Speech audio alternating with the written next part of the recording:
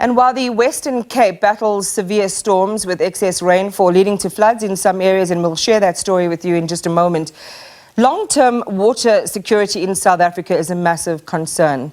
According to the latest report by the Academy of Science of South Africa on water security, this is being worsened by poor water and sanitation infrastructure maintenance as well as investment.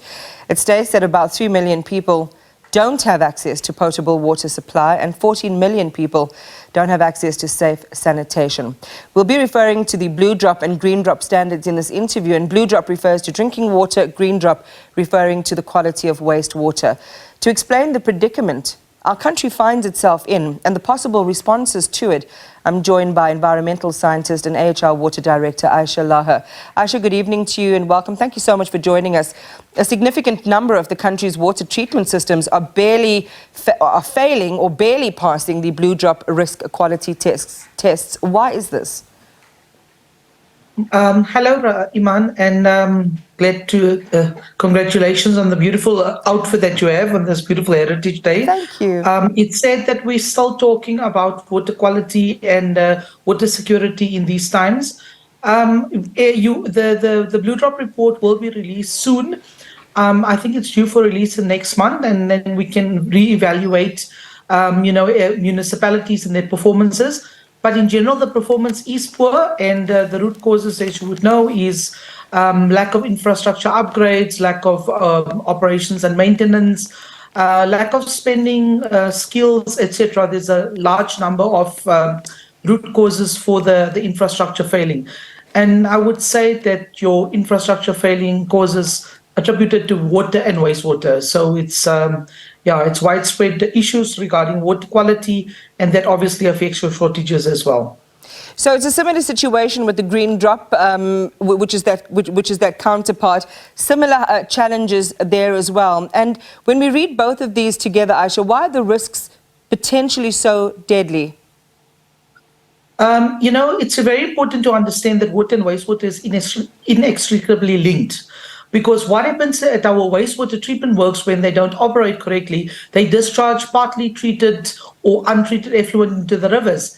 That water is then abstracted by the water treatment works, which are not geared to treat sewage. They're geared to treat water from rivers.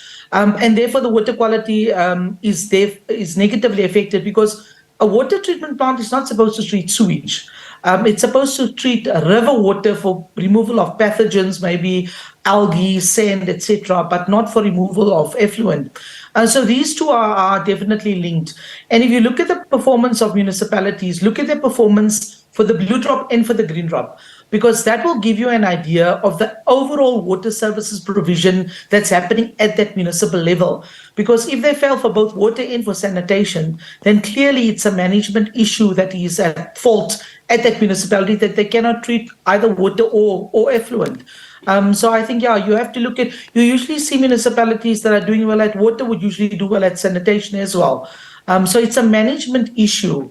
Are we committed to water services provision? Yes or no? And then you would see the better quality and the infrastructure investments, Yeah.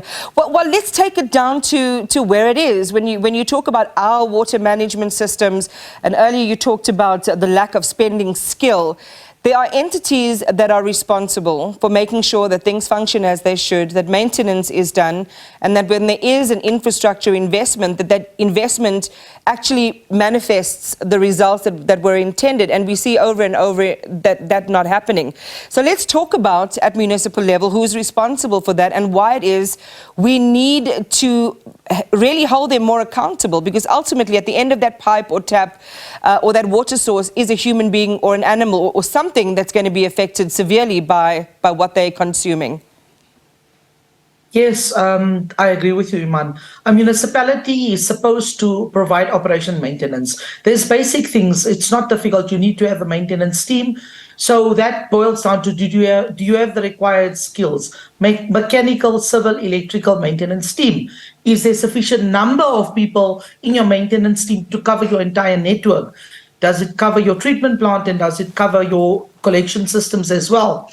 Then do you have money for that? Do you have routine and preventative maintenance? It's all well and good to invest infrastructure, build new infrastructure, But it's like your car. You can buy a brand new car, but if you don't take it for the regular services that are required, that car is going to break down and you'll have to buy a new car. So if we have invested all those billions of rands in our infrastructure, surely we need a maintenance plan that goes with it.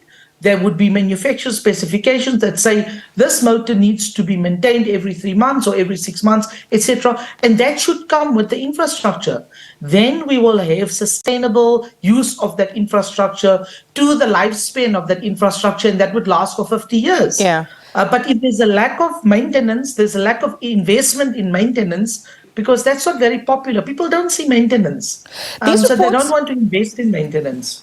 Yeah, look, for example, in the city of Tshwane, we know with Rooiwal, which I believe is under investigation now, there was a significant investment made, and we're not sure of the end result in terms of the cholera outbreak there and what the source might have been, but all of that is part of that story. And central to this, in terms of all of the agencies involved, even at municipal level, would be the Department of Water and Sanitation, would it not? And what questions do they need to answer here, Ayesha? The Department of Water and Sanitation obviously is the regulator. But I believe as consumers, we need to hold accountable our municipalities, because what are they doing? When that blue drop report and that green drop report comes out, what do we do as consumers? Do we follow up with our councils and ask them, what has happened? Why is there such poor performance? And we demand action. That would be a way that we can get our municipalities to be accountable. The Department of Water and Sanitation have got various interventions in place, and I think that was clearly outlined in the Blue Drop and the Green Drop Watch reports that commented on interventions that are rolled out by the department since the new minister has come in. And these are positive interventions. I hope that they will continue with these interventions so that municipalities actually are held accountable for this. But I think, Iman, as residents, we need to hold our councillors and our municipalities to order, because they are the ones that are ultimately taking the money and spending it, or not spending it in the correct places. So we need to hold them accountable as well. Ayesha, I really wish we had more time to talk because part of the other part of this equation is around water conservation and what everyone who uses water can do about it, but also about creating, in a similar way as we have the energy mix, a water mix in terms of a multiplicity of water sources in South Africa. We must circle back to it, and we'll definitely have you or one of your colleagues on to discuss that specifically. Thank you for your time tonight. We appreciate it. Environmental scientist and AHR Water Director, Ayesha Laher.